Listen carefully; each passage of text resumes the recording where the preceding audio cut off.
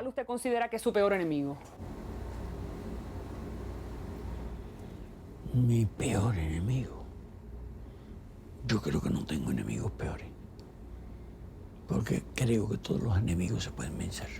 ¿Cómo se va usted? ¿Qué frutos usted considera que ha sacado de esta entrevista, de esta visita? ¿Por qué ha sido importante venir a Nueva York y cuáles son los frutos de ella? ¿Y a usted le hubiera gustado quedarse un par de días más? ¿Qué hubiera hecho en esos días? Estoy contento de regresar. Pero tal vez hubiera podido aceptar algunos encuentros, invitaciones que hubieran hecho. Pero estoy satisfecho, creo que ha sido suficiente. ¿Qué es lo que le da más pena que no pudo hacer? ¿Hay algo que se quedó, que le hubiera gustado hacer y no hizo? Irme a un restaurante por ahí y comer. Ya que he pasado tanta hambre en Nueva York, donde me han invitado a tantas comidas en que no he podido comer. Muchísimas gracias, comandante, por haber hablado con la televisión hispana. Es la primera vez y nosotros verdaderamente... Y muchas gracias a ti por haberme dado esta oportunidad. Yo con mucho gusto lo he hecho, a pesar de las presiones del tiempo. Pero todavía puedo irme a la hora en que debo irme. Que debe ser las 12 de la noche de Nueva York o la 1 de la mañana, hora de Cuba. Porque se dijo hasta el 25, pero no se señaló la hora. Fidel Castro es el mandatario latinoamericano con más años en el poder, 37 años al frente del gobierno cubano. Hace 5 años, su socio comercial más importante, la Unión Soviética, se derrumbó. A consecuencia de eso, la economía cubana perdió el 50% de su Producto Interno Bruto y el 75% de sus importaciones. Los cubanos no han visto una situación económica peor en 37 años de socialismo. Hoy el gobierno de La Habana busca nuevos socios comerciales en la América Latina y en específico el gran mercado de Estados Unidos, cerrado aún por el embargo comercial. Cuba representa uno de los últimos bastiones comunistas en el mundo y el único gobierno autoritario en el continente americano. Pero como dice el propio comandante Castro, los tiempos cambian y los próximos años auguran un nuevo panorama económico y social para la isla. ¿Qué tipo de cambios serán? Es lo que queda por verse. Le agradecemos su sintonía y su atención en este programa especial América Habla. Les habló María Elvira Salazar.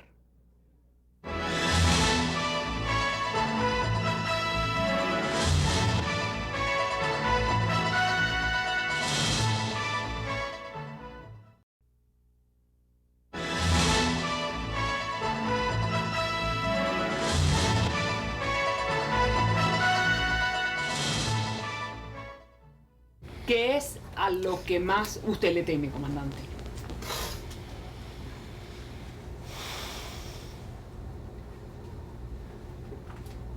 A la deshonra. ¿Pudiera expandir un poco más qué usted me quiere decir? ¿En qué sentido la deshonra? A la traición a mis principios, al abandono de mis ideas. Eso sería algo a lo cual no me resignaría jamás. A vender nuestro país, a aceptar cambios en Cuba, a cambio de concesiones políticas relacionadas con la revolución, con la independencia y la soberanía de nuestro país. Es lo que más, te digo, realmente temería en mi vida. Más nada. ¿Y usted no cree, retomando un poco esa pregunta, y usted no cree que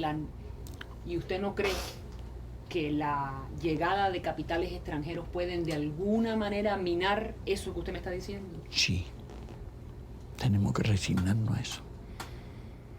Pero son los vicios que están acompañados, que acompañan el capitalismo y a la llamada economía de mercado. Por eso somos socialistas. Pero no obstante, le van a tener que abrir la puerta a esa invasión, para ponerlo de esa manera. Bueno, si fuera una invasión no podíamos abrir las puertas. Bueno, entiendan. Espérate, no estamos protegidos por Estados Unidos. Los Estados Unidos no quieren que invierta nadie allí un centavo. Luego, nadie protege el socialismo hoy en Cuba, más que Estados Unidos. No quiere inversiones en Cuba. Pero eso pudiera cambiar. Y según información que comparte unas cuantas gente, la administración Clinton, si sale el presidente reelecto, eso pudiera cambiar en pocos meses después de la nueva administración. Clinton dice que va a reforzar el bloqueo. En ningún momento ha declarado eso. Pero eso pudiera ser que lo esté diciendo ahora porque está en un periodo de reelección. Una vez que ese periodo pase, pudiera ser un panorama el diferente. único cambio que puede haber es que todos los presidentes en sus primeros 4 años están pensando en la otra elección. Todos los políticos Y se sienten más libres. Pero a nosotros nos ha ocurrido que llevamos de 4 años en 4 años esperando. Pues cuando llegue el segundo año no los eligen. Bueno, Reagan fue el único que lo eligieron 2 veces, pero... Y a los que eligen son aquellos que están decididos a no suprimir el llamado embargo de Cuba. Esperamos que tengamos suerte.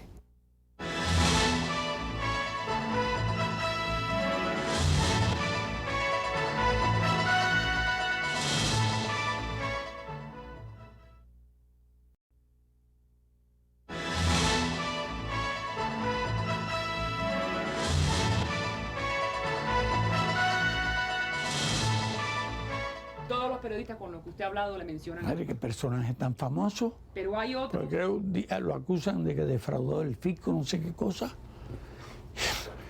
Y lo mencionan, es famoso. Y Vesco fue a Cuba, como expliqué, por razones humanitarias. Pero... Estaba enfermo de la salud, muy delicado. Y allí lo atendieron, allí lo curaron. Correcto. Quiso quedarse a vivir y nosotros no teníamos ninguna obligación de mandarlo para Estados Unidos. Pero bueno, y aquí no mencionan. Pero bueno, según el Departamento de Estado norteamericano, hay otros 70 prófugos de la justicia en Cuba por terrorismo, por tráfico de drogas. ¿Usted no le molesta, comandante? Sabe más que yo.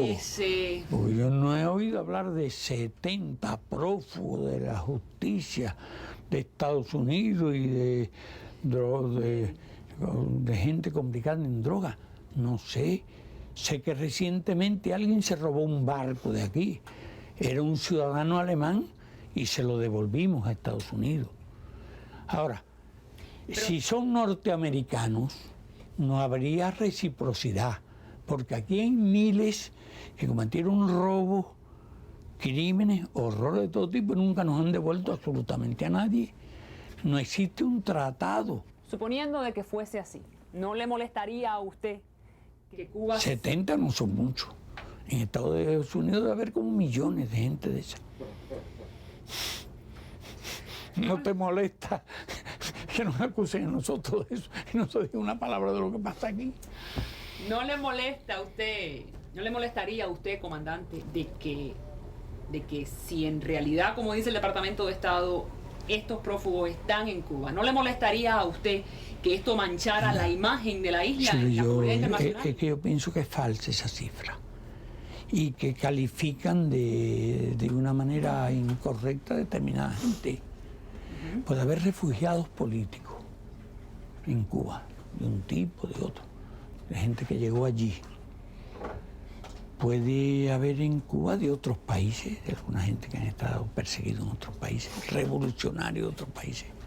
Esto allí, ¿por qué llamarlo prófugos? No Narcotraficantes. Narcotraficantes. No hay allí narcotraficantes. Acusan a Vesco de haber estado en cosas. Pero Vesco está arrestado, no porque violó leyes norteamericanas, sino por violaciones de leyes cubanas. Correcto. Y no hay nadie impune en Cuba. Y no tenemos allí ese tipo de gente, pero ellos tienen unas listas, las listas que les dan la gana. Ellos se toman la libertad en el Departamento de Estado de publicar todos los nombres que quieran en Colombia, en Venezuela y en todas partes. Son los jueces del mundo, los árbitros del mundo. Dicen que en Cuba 70. Me extraña, porque nuestro país no recibe delincuentes. Puede haber recibido revolucionarios que hayan estado en luchas armadas, en alguna de esas cosas, pero no delincuentes. Y son tan exilados como los exilados que puedan tener aquí por haber hecho luchas armadas. Porque solamente cuando Girón le devolvimos 1.300 personas que habían invadido el país al servicio de una potencia extranjera. Son delitos que se castigan muy gravemente. ¿Qué diríamos de los que están aquí? Aunque una parte de ellos ha cambiado. ¿Qué diríamos de los criminales de guerra batistianos que vinieron aquí después de matar 20.000 cubanos y robarse millones y millones de pesos. ¿Por qué no se habla de eso? Y dicen que nosotros tenemos 70. Pero Realmente, si usted tuviera conocimiento de que en la isla hay terroristas, refugiados, acusados de narcotráfico. bueno, terrorista de verdad, que es un terrorista, alguien que hubiera hecho explotar la bomba en Oklahoma. No tendríamos obligación legal porque no hay tratado de extradición. Búsquese la lista de secuestradores aéreos que han sido sancionados en Cuba con largos años de cárcel. Y se verá cuál es nuestra conducta, que se guía por una ética y una moral.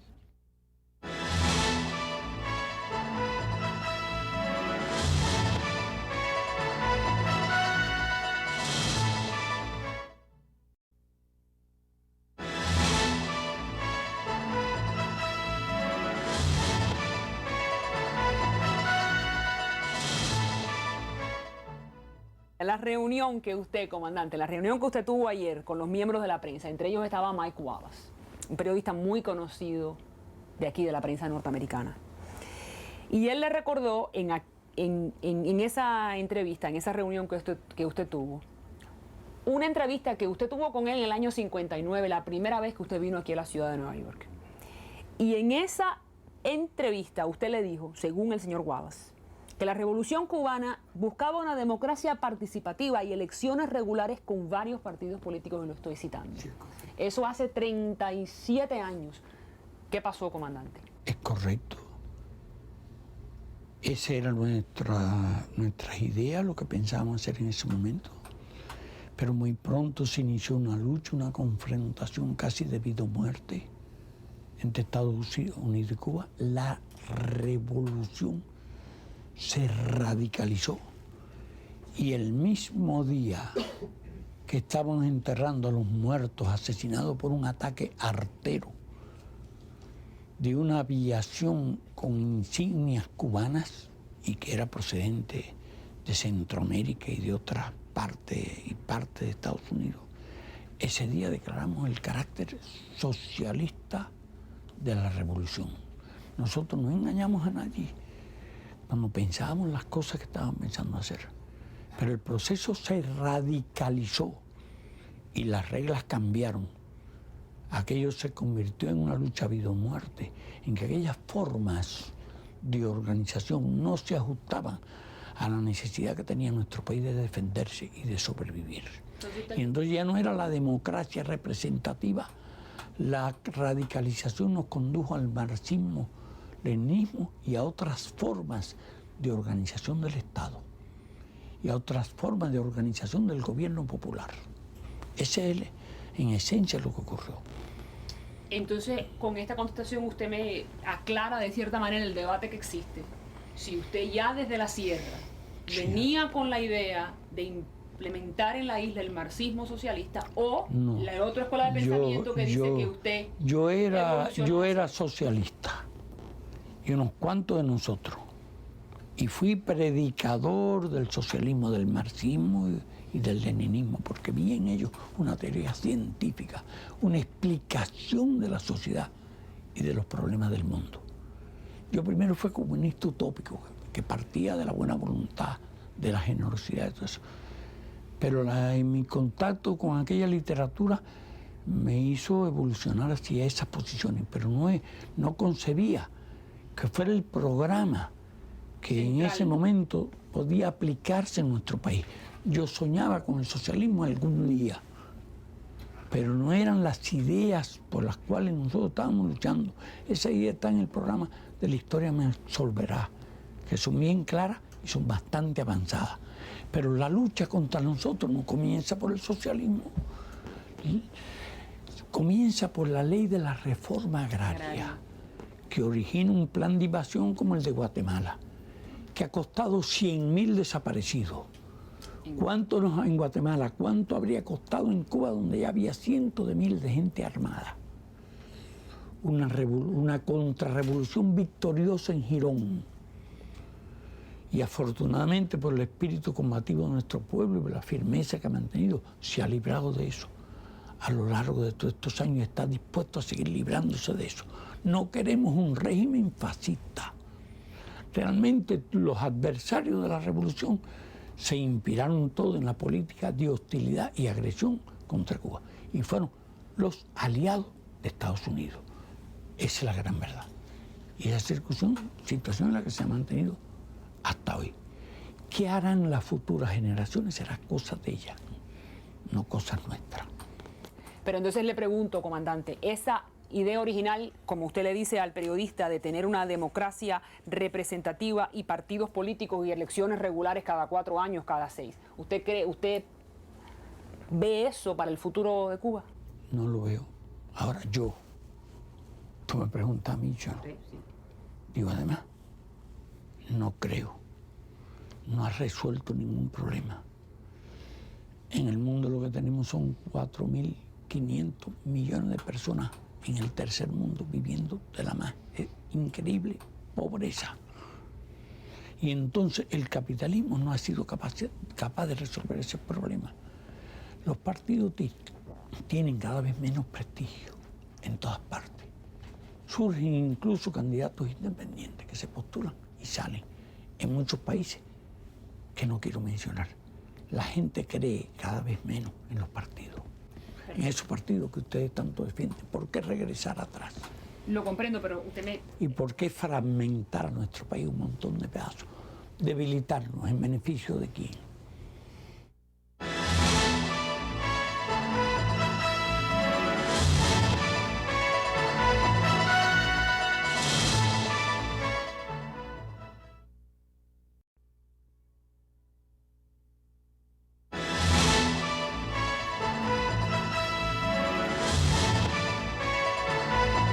Dijo el lunes ante la gala de los puertorriqueños, y debo mencionar de que los puertorriqueños son una amplia parte de nuestra audiencia que nos está viendo, que la revolución cubana había sido sumamente benevolente, que no se había visto torturados, que no había encarcelados y que no habían habido violaciones a los derechos humanos.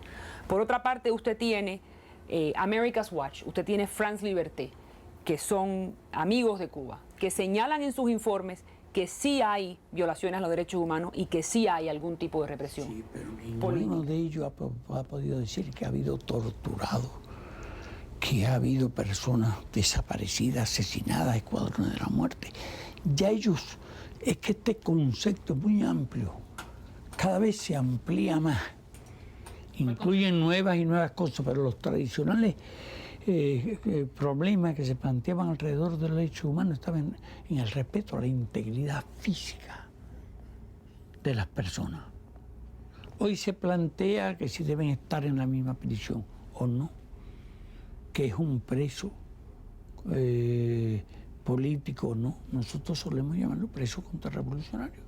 Pero bueno, no tenemos objeción con que lo llamen presos políticos, es decir, gente que lucha contra el Estado, contra el sistema social, que los hay en todas partes del mundo.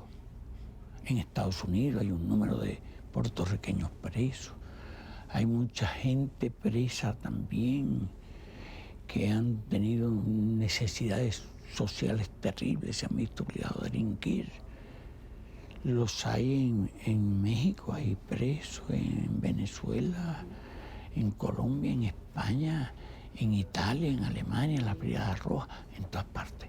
Pero de los únicos presos que se acuerdan es la de Cuba, el país que ha tenido que defenderse durante 35 años de la potencia más poderosa del mundo y de la historia. No, pero no solamente mencionan a Cuba, comandante, mencionan a la Arabia Saudita, mencionan a Kuwait, mencionan a Perú, mencionan a... Sí, pero no estamos bloqueados. Muy bien. Pero entonces, ¿cómo pudiéramos reconciliar sus palabras, comandante? ¿De qué?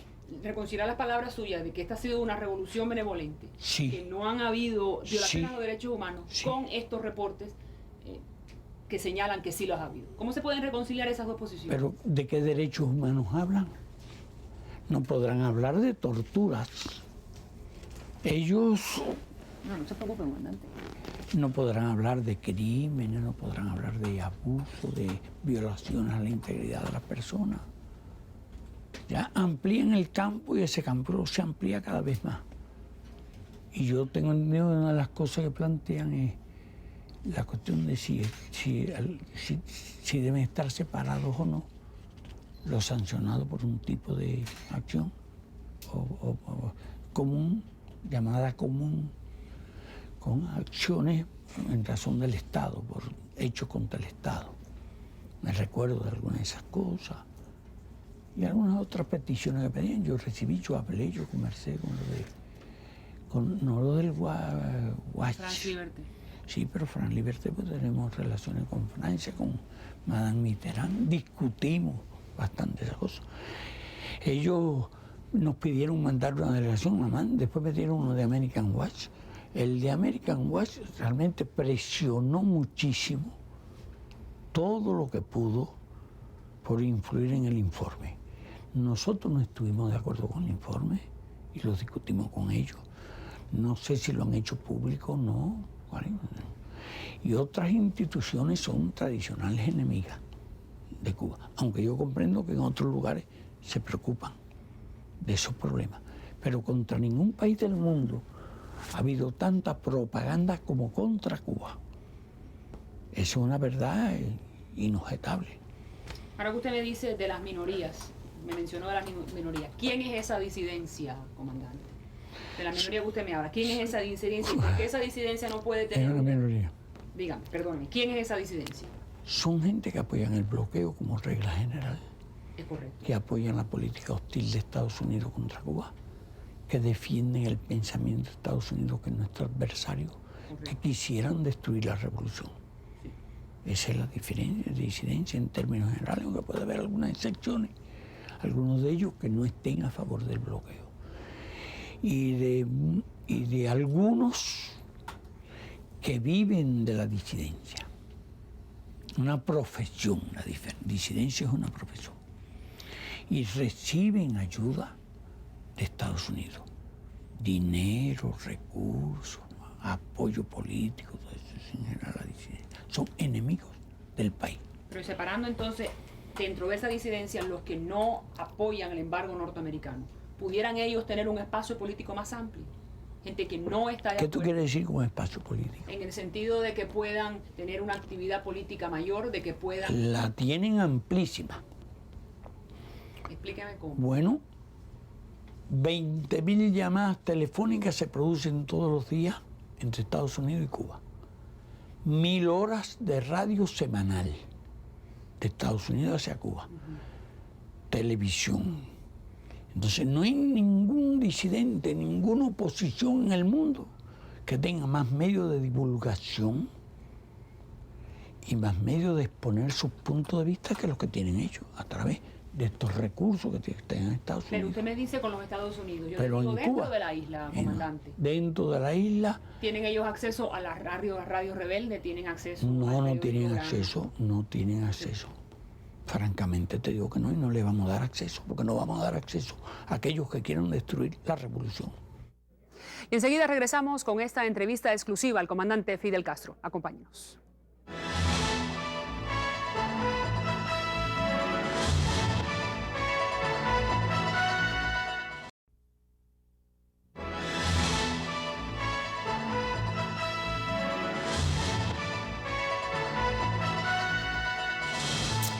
Todo cubano que trabaja para una compañía extranjera en Cuba tiene que ser contratado a través del gobierno. En Cuba no existe la libre contratación de empleados. Por ejemplo, si una compañía paga por un trabajador unos $400 al Estado mensualmente, ese empleado recibe menos del equivalente de $50 en pesos cubanos. Los que logran trabajar para una empresa mixta con capital extranjero y mitad del Estado cubano, son la minoría en la fuerza laboral, aunque representa el sueño de todo trabajador. La dolarización de la economía ha creado una creciente desigualdad social en Cuba. Y con este tema del por qué no hay una libre contratación, comenzamos el próximo segmento de esta entrevista con el comandante Fidel Castro. Otra situación, comandante, que crea debate en la sociedad cubana es la contratación de la mano de obra. Usted lo ha escuchado muchas veces, usted lo sabe muy bien, que el Estado recibe dólares por parte de la empresa extranjera, mientras que el empleado cubano recibe pesos. Eso a ese empleado cubano le disgusta en cierta manera. ¿Usted no cree que eso se puede prestar a que haya una explotación de la mano de obra cubana por parte del inversionista extranjero? No, no es así. Nuestro peso estaba muy devaluado. Gracias a las medidas tomadas hemos logrado revalorizar el peso 7 veces. Hace 15 meses por $1 se pagaban 150 pesos. No sé, Hoy se pagan, no, 15, más, 25. más 25. Correcto, sabe bastante. Y está así, esa situación ha sido un gran éxito. Como ha sido un gran éxito la recogida del 25% del circulante, con esta medida que ya te dije que discutimos con el pueblo. De reducción del déficit fiscal del 33% del Producto Interno Bruto al 7,4%. Ha sido realmente un éxito colosal esta medida que hemos tomado. Han ido mejorando, la gente tiene más interés por el trabajo, tiene más necesidad de dinero. Y en realidad ahora nosotros no tenemos divisa. Nosotros tenemos muchos servicios gratuitos. La educación, la salud, la seguridad social. Entiendo. No tenemos divisa para equiparar la moneda. Algún día, y como consecuencia de la evolución de nuestra economía, podríamos hacer tal vez como en China. Ahora tenemos el peso convertible y aspiramos a que se vayan equiparando con nuestras medidas el valor del peso y del dólar, pero sería un imposible económico hoy pagarlo, que las empresas extranjeras pagaran en peso al país. Es decir, las empresas extranjeras pagan en dólares al país. Correcto, por la labor del cubano que ellos Sí, contratan. pero una parte de los cubanos, si no estableceríamos una diferencia tremenda entre el 97-98% de los cubanos que cobran en pesos y un 3% que estarían cobrando en dólares. Pero ¿y ese 3% que cobra en dólares? Pensando en su interés No, ese propio, no cobran en dólares. Perdón. Pagan en dólares su salario. Su salario, pero ellos saben que esa empresa extranjera para la que ellos trabajan está pagando por ellos al Estado cubano en dólares. Ellos saben que están trabajando para el país, porque son empresas mixtas. Todavía no tenemos ninguna empresa de capital totalmente extranjero, pero aun cuando la tuvieran, Sí. es parte de nuestro trabajo la persuasión, la apelación al espíritu de los trabajadores para que comprendan que el país no puede aceptar otra fórmula que esa. Porque el país necesita las divisas para alimentos, para medicinas, para todo eso. Pero y entonces le hago una observación. ¿No pudiera ser entonces de que ese trabajador que sabe que por él están pagando en dólares, reciba esos dólares y le pague un impuesto al Estado? Un impuesto del 30, del 40, del 50% de esos dólares. Pero que él se lleve los dólares. Es una fórmula que tú estás proponiendo. A lo mejor la tomamos en cuenta algún día y la analizamos. Pero hasta ahora realmente había tal diferencia entre pesos y dólares que era imposible. Me parece que nuestro esfuerzo debe ser luchar por equipararlos y que en un momento dado se pague en una sola moneda. En su entrevista, comandante, en su entrevista con CNN el domingo pasado, usted le dijo al entrevistador que en este momento no había cabida dentro de la sociedad cubana para otros partidos políticos que no fuera el comunista, el partido único que existe en este momento. Y yo le pregunto, ni siquiera para Cambio Cubano. Usted tuvo una reunión con Menoyo de unas cuantas horas recientemente. Es un opositor respetuoso de la revolución, un hombre que ha dicho públicamente que él quiere una transición pacífica dentro de la isla. ¿Pudiera Cambio Cubano eventualmente abrir oficinas dentro de Cuba? Bueno, ese es un tema que ha planteado Menoyo. No es el tema en que has estado discutiendo.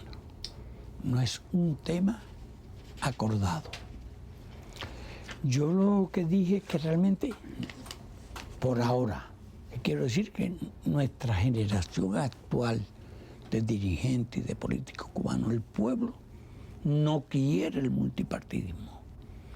Expliqué también que en Cuba no hay un sistema de partidos, que el partido no postula ni elige, y que todo nuestro sistema electoral parte del pueblo, de la base, y supone la mayoría de la población. Porque si los adversarios de la revolución tuvieran la mayoría, se perdía el poder. En Cuba vota más del 95% y la población sabe leer y escribir y entiende bien cómo es el sistema y lo que hace. Y no ha planteado cambiarlo. Puede haber algunas minorías pequeñas realmente que estén en contra, pero no es el pensamiento del pueblo.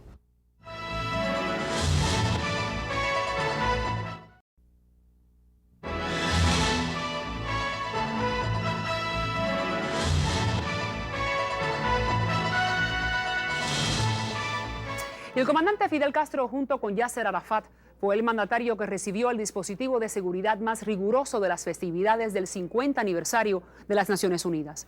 De la misma manera que la prensa lo perseguía a todas partes, las manifestaciones en su contra de exiliados cubanos, muchos de ellos provenientes de Miami y de Nueva Jersey, también le seguían los pasos. La manifestación más numerosa fue el domingo, el día en que Castro tomó el micrófono principal de la Asamblea de las Naciones Unidas. En ella se encontraba su hija natural, Alina Fernández Revuelta. Con Fidel no puede haber diálogo. ¿Pero su hija, su propia hija, no va a hablar con él? No. Yo no me siento hija de Fidel, yo me siento cubana. ¿Y usted va a protestar aquí cómo? ¿Qué es lo que usted le pide a Fidel? ¿Que se vaya? Que se vaya. Que se vaya de Cuba. Que se vaya de Cuba. No, el mensaje es para América Latina, que no sigan creyendo que Castro hizo nada y que la revolución hizo nada. La revolución lo que ha hecho es destruir a Cuba. Y hace pocas semanas la Cámara de Representantes de Estados Unidos aprobó un proyecto de ley llamado Helms-Burton por el apellido de sus autores. La intención de la ley es recrudecer el embargo comercial norteamericano en contra de la isla. Según este proyecto, los norteamericanos y los cubanos exiliados que hoy son ciudadanos norteamericanos podrían presentar una demanda legal en una corte de Estados Unidos en contra de cualquier compañía que compre una propiedad que fue confiscada por la revolución. La Helms-Burton también pasó la aprobación del Senado norteamericano. Ahora hay que esperar que las dos versiones se reconcilien y se forme una ley que llegue al escritorio del presidente Clinton, el que ya ha dicho que la vetará. La Helms-Burton, si es firmada por el presidente Clinton, podría ser desastrosa para los esfuerzos del régimen de La Habana en su plan de reinsertarse en la economía mundial y atraer inversión extranjera. Este próximo segmento comienza hablando de esa ley. Hablándole un poquito de la ley Helms-Burton que viene con la parte de las inversiones. Si esta ley, si el proyecto Helms-Burton se convierte en ley, aunque no tuviera los colmillos tan afilados como originalmente tenía, ¿cómo puede esto entorpecer la estrategia que tiene su gobierno para reinsertarse en la economía mundial? Bueno, te puedo asegurar que es creciente el número de países que se interesan en invertir en Cuba. Pero nosotros tenemos que ser realistas. La ley Helms-Burton es probable que se apruebe. En eso han concentrado sus esfuerzos los elementos de la extrema derecha cubana y han concentrado los recursos. Cuando usted me dice que se apruebe, ya se aprobó en el Senado en una versión y se aprobó en la Cámara de Representantes en otra versión. Sí. Ahora Creo que le quitaron algo. Sí, se le quitaron un poco los colmillos. Creo que tienen que... Los colmillos. Bueno, no le han quitado nada. Algunos dientes quedaron. Total, que le quitaron. Aquello de que reclamen. Todo el mundo, la parte cubana que vino también. El propio Clinton dijo que eso elevaría la demanda de 6.000 millones, 8.000 millones, a 100.000 millones.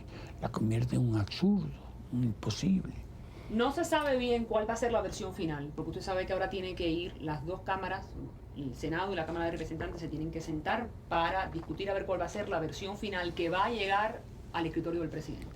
Sea la versión que sea, usted no, ¿cómo ve, en qué manera puede eso entorpecer el plan de ustedes de reinsertarse, de atraer inversionistas? Cualquiera que sea la versión final, jamás será el final de la revolución. Las dificultades se multiplicarán, pero nosotros multiplicaremos nuestros esfuerzos.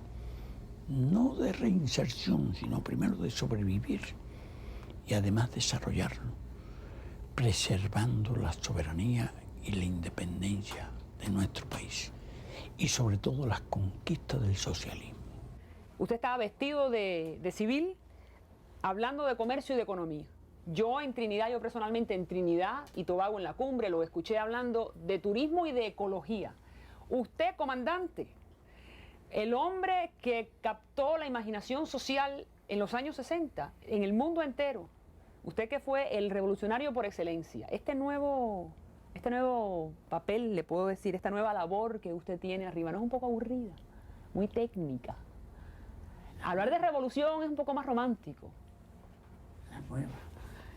Es nueva. Y todo lo nuevo tiene siempre algo de atractivo, ¿no? Pero toda esta cuestión del traje tiene su historia. Yo siempre me sentí muy bien con mi uniforme.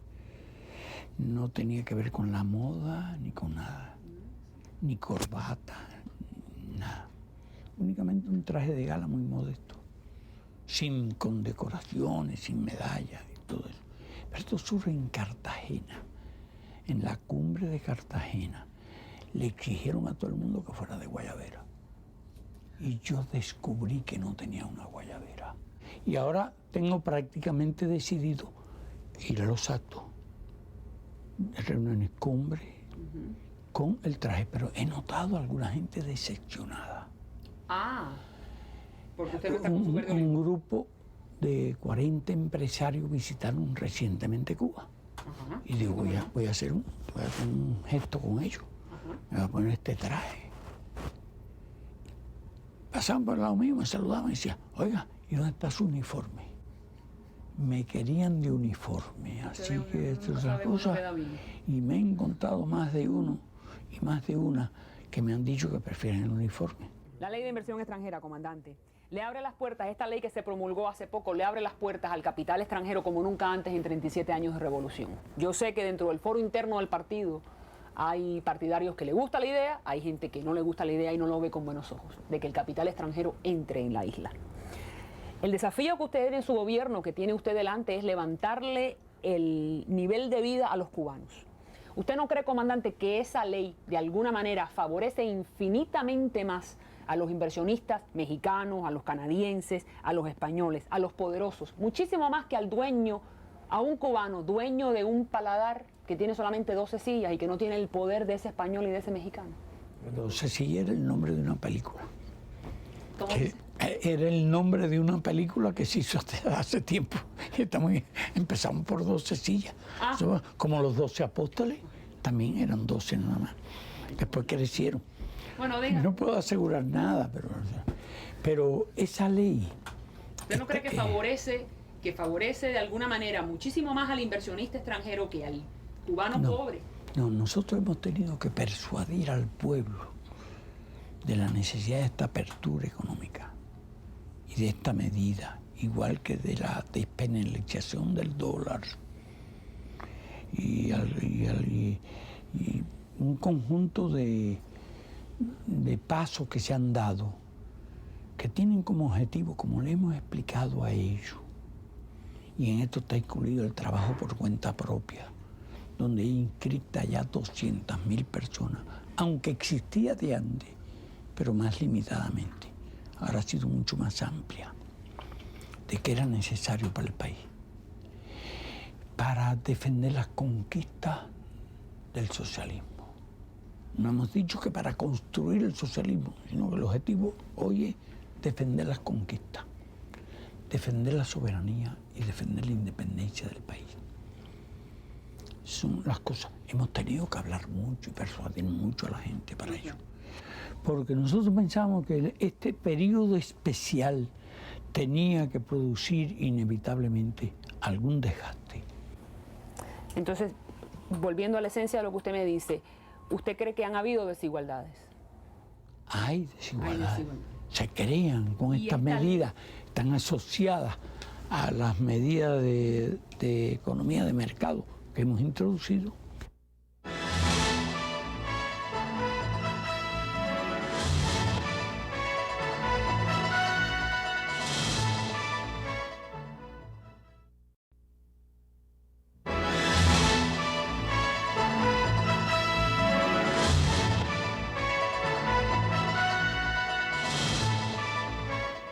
¿Qué tal? Un saludo a todos y bienvenidos a América Habla. Les saluda María Elvira Salazar. Por la próxima hora les presentaremos una entrevista con el jefe de Estado cubano, el comandante Fidel Castro. Es la primera vez que el mandatario cubano habla con una cadena de televisión hispana dentro de Estados Unidos. La entrevista fue hecha en el edificio de la misión cubana ante las Naciones Unidas, pocas horas antes de que terminara su viaje de 5 días a esa ciudad. Castro, junto con otros 130 mandatarios, fue invitado a participar en las celebraciones del 50 aniversario de ese organismo internacional. El comandante utilizó una gran parte de su viaje para llegar a todos los sectores de la sociedad norteamericana, especialmente a los empresarios, los periodistas y los académicos. En todos los foros que visitó estaban cerrados a la prensa, incluyendo el poderoso Council of Foreign Affairs, donde se entrevistó con los empresarios más importantes de Estados Unidos. Castro expuso su queja sobre el embargo comercial norteamericano de 33 años de duración en cada una de esas reuniones. A continuación, veremos la primera parte de la entrevista. Permíteme, primero que nada, pedirte que me perdone el hecho de que haya sido un día de mucho trabajo y que esté un poco cansado. Pero de todas formas, cumplo mi palabra. Esa es la entrevista con mucho gusto.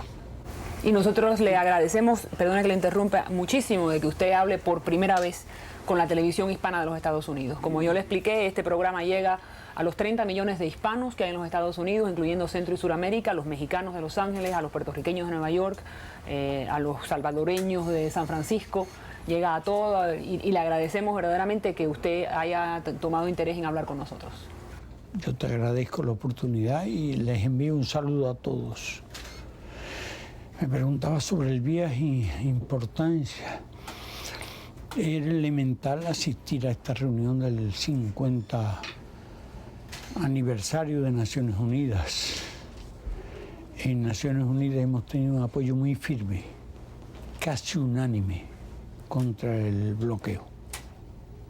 Era mi deber asistir y participar, no solo por mi alto concepto de la institución y la necesidad de la institución, sino también para señalar algunas cosas que era indispensable decir, algunas verdades.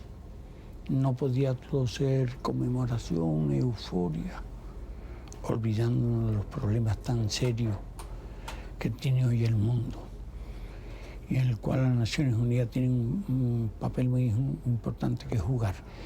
Por eso vine, pero tenía más de 200 invitaciones a reuniones, entrevistas con instituciones de todo tipo con las cuales hemos ido estableciendo relaciones o algunas nuevas. Hubo que hacer alguna selección, como era obvio, pero el programa ha sido muy fuerte, fuerte, a pesar de que me dieron permiso nada más hasta el 25. Habían pedido hasta el 27. Tal vez habríamos tenido más tiempo para tu entrevista. Usted pidió 5 días de extensión, tengo entendido. Bueno, empezaba el 21 y para tener una reserva, 26 y 27. ¿Y le negaron la estadía?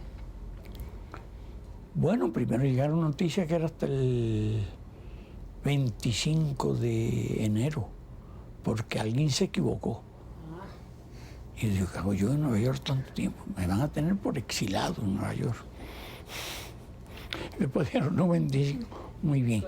Ahora estoy agradecido, porque si los organizadores de programas me organizan programas a mí por 10 días más aquí, donde no se come, las reuniones con casa, con los periodistas, casa editora, todos preparan una comida. ¿Y usted nunca puede comer? Maravillosa, pero empieza por un discurso, tengo un micrófono al lado y no hay tiempo de probar nada. Así que hambre he pasado en Nueva York. ¿Y la reunión con los empresarios? Están contra el bloqueo de manera definida.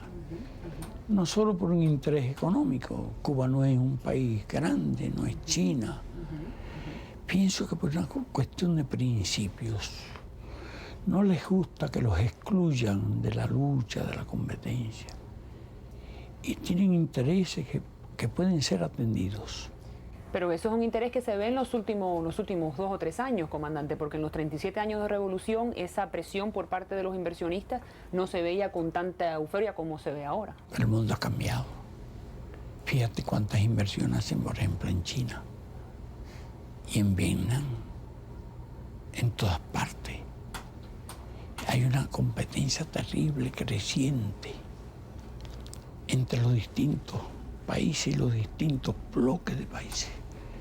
Y la cuestión de la libertad de comercio se convirtió en un principio muy fuerte. Y buscar nuevos mercados. Les gusta competir, igual que el boxeador, el jugador de béisbol, y a nadie le gusta que lo excluyan. Naturalmente. Se sienten ofendidos realmente.